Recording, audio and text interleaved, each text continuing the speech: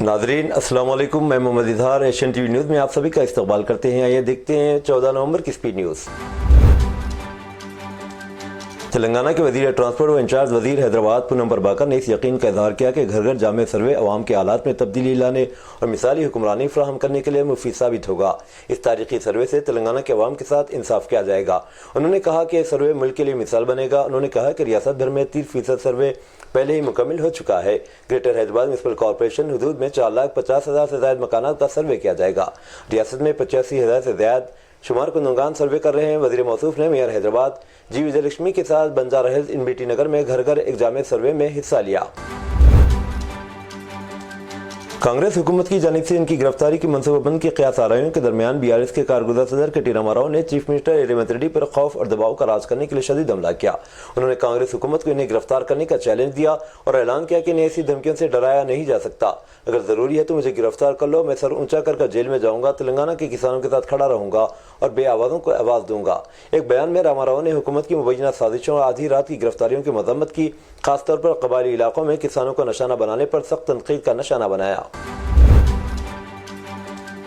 रियासती वज़ीर माल पी श्रीनिवास रेड्डी ने आज प्रजा पालना प्रोग्राम के तहत गांधी भवन में आवाम से मुलाकात करते हुए इनके मसाइल और शिकायतों की समाअत की और तहरीरी दरखास्तों वसूल की, जिनमें ज़्यादातर अराज़ियात के तनाज़ात, इंदिरम्मा हाउसिंग स्कीम, धरानी पोर्टल में खामियों, किसानों की कर्ज माफ़ी, किसानों से अजनास की खरीदी और दीगर उमूर से मुताल्लिक़ थी। वज़ीर माल ने बाद शिकायतों पर मुताल्लिक़ा ज़िले के कलेक्टर्स और रेवेन्यू अहदेदारों से फ़ोन पर बात करते हुए अवामी शिकायत से वाकिफ़ करवाया और इन्हें जायज़ा लेने के बाद इन शिकायतों को हल करने की हिदायत दी।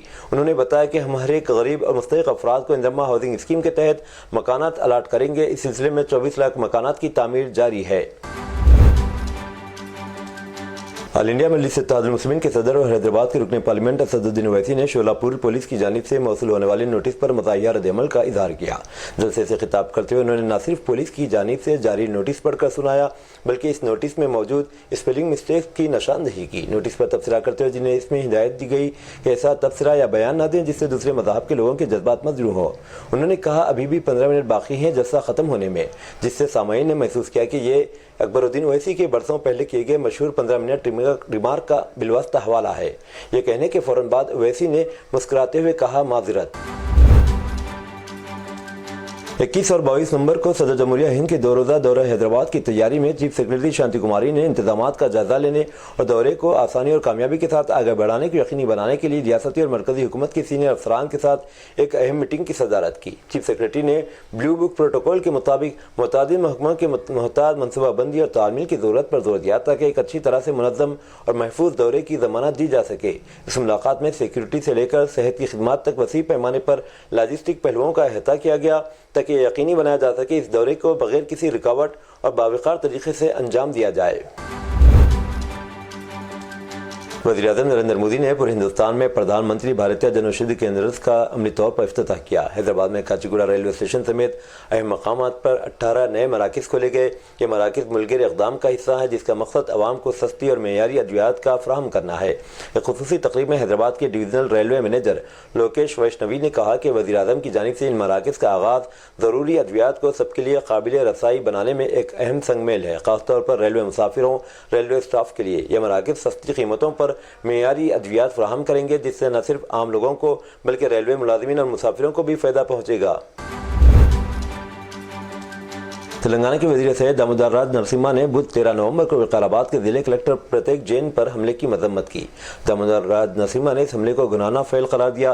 ये वाक़या 11 नवंबर को तेलंगाना में फार्मा सिटी और सनअत के क़याम से मुताल्लिक़ अराज़ी के हुसूल के लिए डडियाला मंडल के लकचल्ला गाँव में मुनक़िदा ग्राम सभा के दौरान पेश आया था।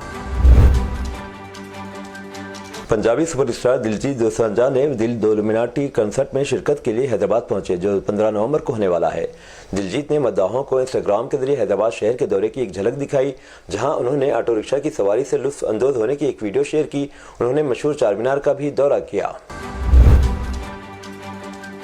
मलकाजगिरी BRS से मिले मरी राजशेखर रेड्डी ने वक्फ बोर्ड के कामकाज के ताल्लुक से शदीद तशवीश का इजहार करते हुए इल्ज़ाम लगाया कि वो अपनी ज़मीनों को तजावुज़ात से बचाने में नाकाम हो रहा है।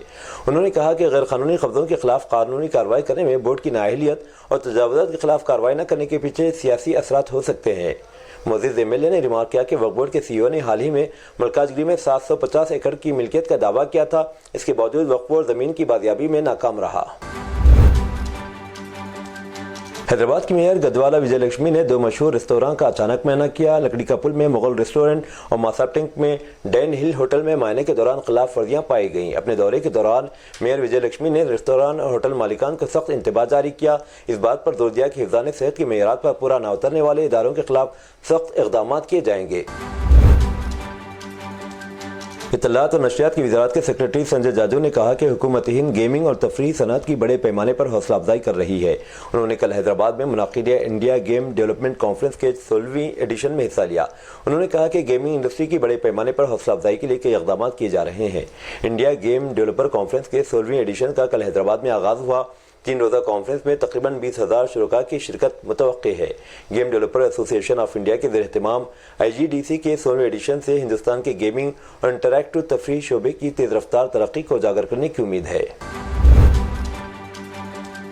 Telangana state drug control administration نے حیدرآباد اور ریاست تلنگانہ کے دیگر حصوں میں گمراہ کن دعووں کے ساتھ میڈیکل شاپ میں فروخت کی جانے والی 3 دوائیوں کا پتہ لگایا۔ چھاپوں کے دوران DCA کی ٹیموں نے 2 آیورویدک ایک ایلوپیتھک دوائیوں کا پتہ لگایا، جس میں گمراہ کن دعوے کیے گئے تھے کہ جذام، ذیابیطیس، بلڈ پریشر اور پیشاب کی پتھری کا علاج کر سکتے ہیں۔ DCA کی ٹیموں نے کمپلی کی میڈیکل شاپ اور آروگیہ راما ہربلز، شامیر پیٹ، میڈچل، ملکاجگری میں یہ چھاپے مارے۔ بدھ کی رات ریڈ ہل میں نیلوفر کیفے کے قریب ایک تشویشناک واقعہ پیش آیا، جہاں ایک بے قابو گاڑی سڑک پر موجود لوگوں سے ٹکرا گئی۔ مبینہ طور پر شراب کے نشے میں دھت ڈرائیور نے موقع سے فرار ہونے کی کوشش کی، لیکن مقامی لوگوں نے اسے پکڑ لیا۔ افسوسناک بات یہ ہے کہ حادثے کی وجہ سے متعدد افراد کو شدید چوٹیں آئیں۔ عینی شاہدین نے بتایا کہ حادثے کے وقت ڈرائیور نشے میں تھا۔ پولیس نے ملزم کو حراست میں لے کر واقعے کی تفتیش شروع کر دی ہے۔ سماجوادی پارٹی صدر اکھلیش یادو نے بلڈوزر انصاف کیس میں سپریم کورٹ کے فیصلے کا خیر مقدم کرتے ہوئے آج کہا کہ اب بلڈوزر گیریج میں رہے گا۔ انہوں نے اتر پردیش کی یوگی آدتیہ ناتھ حکومت پر طنز کرتے ہوئے یہ بات کہی۔ کانپور میں سیسمو حلقے میں ایک ریالی سے خطاب کرتے ہوئے انہوں نے کہا کہ آپ کو معلوم ہونا چاہیے کہ سپریم کورٹ نے کیا کہا ہے۔ اس نے بلڈوزر کے خلاف تبصرہ کیا جو اس حکومت کی علامت بن گیا تھا۔ وزیراعظم نریندر مودی نے جمعرات کو ہندوستان کے پہلے وزیراعظم جواہر لال نہرو کو ان کی یوم پیدائش پر خراج عقیدت پیش کیا۔ جواہر لال نہرو 1879 میں اتر پردیش کے الہ آباد میں پیدا ہوئے تھے۔ ملک کی آزادی کی جدوجہد کے سرکردہ چہروں میں سے ایک تھے۔ انہوں نے 27 مئی 1964 کو آخری سانس لی۔ مودی نے ایک پوسٹ میں کہا، ان کی یوم پیدائش کے موقع پر میں سابق وزیراعظم پنڈت جواہر لال نہرو کو خراج عقیدت پیش کرتا ہوں۔ کولکتہ جانے والی انڈیگو کی پرواز جس میں 187 مسافر حملے کے شرکان سوار تھے، جمعرات کی صبح رائے پور ہوائی اڈے پر طیارے کو بم کی دھمکی کے بعد ہنگامی لینڈنگ کی گئی۔ رائے پور کے سینئر سپرنٹینڈنٹ نے بتایا کہ ہوائی جہاز جس نے ناگپور سے کولکتہ کے لیے اڑان بھری تھی، ہوائی اڈے کے حکام کو دھمکی ملنے کے بعد اس کا رخ موڑ دیا گیا۔ پولیس عہدیدار سنتوش سنگھ نے یہ بات بتائی۔ اہلکار نے بتایا کہ طیارہ صبح 9 بجے کے بعد چھتیس گڑھ کے دارالحکومت رائے پور کے ہوائی اڈے پر اترا۔ اسے فوری طور پر لازمی حفاظتی جانچ کے لیے آئسولیشن بے میں لے جایا گیا۔ انہوں نے کہا کہ تکنیکی عملے اور بم اسکواڈ کے ذریعے طیارے کی مکمل جانچ پڑتال کی گئی۔ دہلی وقف بورڈ سے متعلق منی لانڈرنگ کیس میں عام آدمی پارٹی کے رہنما امت اللہ خان کو بڑی راحت ملی۔ روز ایونیو کورٹ نے فی الحال ED کے ذریعے داخل کردہ ضمنی چارج شیٹ کا نوٹس لینے سے انکار کر دیا۔ اس کے ساتھ ہی روز ایونیو کورٹ نے امانت اللہ خان کو جیل سے رہا کرنے کا حکم جاری کیا ہے۔ روز ایونیو کورٹ نے کہا ہے امانت اللہ خان کے خلاف مقدمہ چلانے کی کوئی منظوری نہیں ملی گئی۔ ED نے آپ لیڈر امانت اللہ خان اور مریم صدیقی کے خلاف ضمنی چارج شیٹ داخل کی تھی۔ شیوسینا ادھو بالا ٹھاکرے UBT دھڑے کے سربراہ ادھو ٹھاکرے نے مہاراشٹر اسمبلی انتخابات سے قبل مستقبل میں BJP کے ساتھ جانے کے امکان پر اپنا موقف واضح کر دیا ہے۔ ادھو ٹھاکرے کا کہنا ہے کہ وہ کسی بھی حالت میں BJP کے ساتھ نہیں جائیں گے۔ ادھو ٹھاکرے نے میڈیا سے بات چیت میں کہا کہ BJP کے ساتھ جانے کا سوال ہی پیدا نہیں ہوتا، میں ان کے ساتھ کیوں جاؤں گا؟ انہوں نے میری پارٹی توڑی ہے، میری پارٹی کو تباہ کرنے کی کوشش کی ہے، میرے خاندان کو بدنام کر رہے ہیں، میرے بیٹے کو بدنام کر رہے ہیں، ان لوگوں نے میری ماں اور باپ کی توہین کی ہے۔ دنیا کا سب سے بڑا ریلوے نیٹ ورک رکھنے والا بھارتی ریلوے مستقبل میں ہائیڈروجن سے چلنے والی ٹرینیں متعارف کرانے کے لیے تیار ہو رہا ہے۔ بھارتی ریلوے اپنی پہلی ہائیڈروجن ٹرین کے پائلٹ پروجیکٹ کو جلد ہی شروع کرنے کا ارادہ رکھتی ہے۔ اس پائلٹ پروجیکٹ کے ٹرائل دسمبر میں کیے جانے کا امکان ہے۔ ہائیڈروجن سے چلنے والی ٹرین کے لیے فی گھنٹہ 40,000 لیٹر پانی کی ضرورت ہوگی، جس کی ذخیرہ اندوزی کے لیے ٹرین میں خاص انتظامات کیے جائیں گے۔ بھارتی ریلوے کا منصوبہ ہے کہ ملک بھر میں کل 35 ہائیڈروجن ٹرینیں متعارف کرائی جائیں، جس سے نہ صرف ماحولیاتی آلودگی میں کمی آئے گی بلکہ ایندھن کی بچت بھی ہوگی۔ بھارتی ریلوے کے ترجمان دلیپ کمار نے بتایا کہ ایک ٹرین پر تقریباً 80 کروڑ روپے خرچ ہوں گے۔ یہ قدم بھارتی ریلوے کی جانب سے ایک ماحول دوست اور جدید ٹرانسپورٹ سسٹم کی طرف اہم پیش رفت ہے، جس سے نہ صرف ایندھن کے اخراجات میں میں کمی ہوگی بلکہ ماحولیاتی مسائل کو بھی حل کیا جا سکے گا۔ ملک کے مختلف صوبوں میں گزشتہ 4 سالوں کے دوران کسی مقدمے میں محض ملزم ہونے کی وجہ سے مسلمانوں کی املاک پر کی جانے والی غیر قانونی بلڈوزر کارروائی کے خلاف جمعیت علماء و دیگر کی جانب سے داخل petition per supreme court of India کی 2 رکنی بینچ نے تاریخی فیصلہ صادر کیا، جس کے مطابق عدالت نے بلڈوزر کارروائی کو غیر آئینی قرار دیا اور غیر قانونی بلڈوزر کارروائی میں ملوث افسران کو سزا دینے کا حکم جاری کیا۔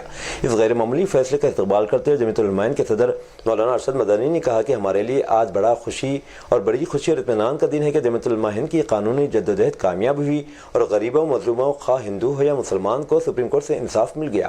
انہوں نے کہا کہ مزید خوشی کی بات یہ ہے کہ اس تعلق سے ہم جو کچھ اپنے بیانات میں کہتے رہے، عدالت نے اپنے فیصلے سے ان تمام باتوں کی تصدیق کر دی۔ عدالت نے کہا کہ بلڈوزر چلا کر کسی کا گھر توڑنا سزا نہیں، جرم ہے۔ عدالت نے بھی کہا کہ سرکار جج نہیں بن سکتی، قانونی اور غیر قانونی ہونے کا تعین عدلیہ ہی کرے گی۔ ممبئی میں منعقدہ ایک پریس کانفرنس میں معروف مسلم رہنما مولانا خلیل الرحمان سجاد نعمانی نے 2024 کے مہاراشٹر اسمبلی انتخابات کے حوالے سے ایک اہم بیان دیا، جس میں ریاست اور قوم کے مستقبل کی تشکیل میں انتخابات کے اہم کردار پر زور دیا۔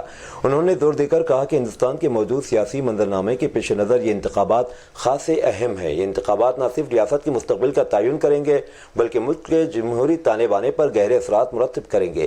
اس موقع پر مولانا نعمانی نے کہا کہ وسیع تحقیق کے بعد ہم نے مہا وکاس اگھاڑی اتحاد کے لیے 269 امیدواروں کی حمایت کرنے کا فیصلہ کیا ہے۔ اس کے علاوہ ہم مخصوص حلقوں میں دیگر پارٹیوں کے امیدواروں کی حمایت کریں گے۔ ریاست مہاراشٹر کے ضلع جلگاؤں میں ایک حاملہ خاتون اور اس کے ارکان خاندان چہارشنبے کی شام رونما دلخراش حادثے میں اس وقت محفوظ رہ گئے جب ایمبولینس کے انجن میں آگ لگ گئی اور چند منٹ بعد آکسیجن سلنڈر پھٹ گیا۔ اس حادثے کا ویڈیو سوشل میڈیا پر وائرل ہو گیا، جس میں دیکھا جا سکتا ہے کہ ایمبولینس میں آگ لگی اور پھر زوردار دھماکہ ہوا۔ شعلہ کئی فٹ بلندی تک اٹھ رہے تھے۔ دھماکہ اتنا شدید تھا کہ قریب کے کچھ گھروں کی کھڑکیاں بھی ٹوٹ گئیں۔ فوری ملی جانکاری کے مطابق حاملہ خاتون اور اس کے ارکان خاندان کو لے کر سڑک سے گزرنے والی ایمبولینس ڈرائیور نے انجن سے دھواں نکلتے دیکھا، فوراً ایمبولینس روک دی اور گاڑی سے اتر کر دور چلا گیا۔ اس کی ہدایت پر عمل کرتے ہوئے حاملہ خاتون اور اس کا خاندان بھی گاڑی سے اتر گیا۔ ایمبولینس کے انجن میں اس وقت آگ بھڑک اٹھی جب سب لوگ باہر نکل چکے تھے۔ ترک صدر رجب طیب اردوغان نے کہا کہ ان کی حکومت غزہ کی پٹی میں جاری نسل کشی کی وجہ سے اسرائیل سے تمام تعلقات منقطع کر لیے ہیں۔ اردوغان نے یہ بات سعودی عرب اور آذربائیجان کے اپنے حالیہ دوروں کے بعد اپنے تیاری میں صحافیوں سے کی تھی۔ طیب اردوغان نے کہا کہ ہمارا حکمراں اتحاد اسرائیل کے ساتھ تعلقات منقطع کرنے کے اپنے فیصلے میں پرعزم ہے اور ہم مستقبل میں بھی اس موقف کو برقرار رکھیں گے۔ ہم جمہوریہ ترکی اور اس کی حکومت کے طور پر فی الحال اسرائیل کے ساتھ تمام تعلقات منقطع کر چکے ہیں۔ جنوبی لبنان میں حزب اللہ کے جنگجوؤں کے ساتھ جھڑپ میں 6 اسرائیلی فوجی مارے گئے۔ اس بات کی تصدیق اسرائیلی ڈیفنس فورسز IDF نے بدھ کو کی۔ ایک بیان میں IDF نے کہا کہ فوجی لڑائی کے دوران مارے گئے ان میں سے 5 کی شناخت گولانی بریگیڈ کی انفینٹری بٹالین 51 کے ارکان کے طور پر کی گئی۔ 6 فوجی کی شناخت اہل خانہ کی نوٹیفیکیشن زیر التوا ہونے تک روک دی گئی ہے۔ اسرائیل کی وائنیٹ نیوز سائٹ کے مطابق حزب اللہ کے باقی جنگجوؤں کی تلاش کے لیے فوجی جنوبی لبنان کے ایک گاؤں میں داخل ہوئے تھے جہاں پہلے گولہ باری کی گئی تھی۔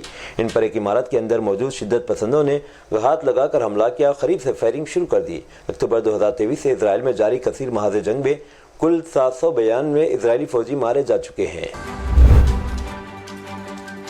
امریکی صدارتی انتخابات میں ڈونلڈ ٹرمپ نے کامیابی حاصل کی، اس کے بعد انہوں نے غیر معمولی فیصلے کیے ہیں۔ ٹرمپ نے اپنی کابینہ میں معروف شخصیات جیسے ایلون مسک اور ویوک راماسوامی کو شامل کیا ہے۔ حالیہ تقرریوں میں انہوں نے ہند نژاد MP تلسی گبارڈ کو امریکہ کی نیشنل انٹیلیجنس ڈائریکٹر کے طور پر مقرر کیا ہے۔ انہوں نے تلسی گبارڈ کو ایک قابل فخر ریپبلکن قرار دیتے ہوئے کہا کہ تلسی کو دونوں پارٹیوں سے حمایت حاصل ہے۔ انہوں نے توقع ظاہر کی کہ تلسی امریکہ کے لیے فخر کا باعث بنیں گی۔ یہ تھی ناظرین آج کی اسپیڈ نیوز، دیجیے اجازت، محمد اظہار کو ملتے ہیں اگلے اسپیڈ نیوز میں۔ تب تک کے لیے ہمارے channel Asian T V news کو لائک، شیئر اور سبسکرائب کرنا نہ بھولیں۔ اللہ حافظ۔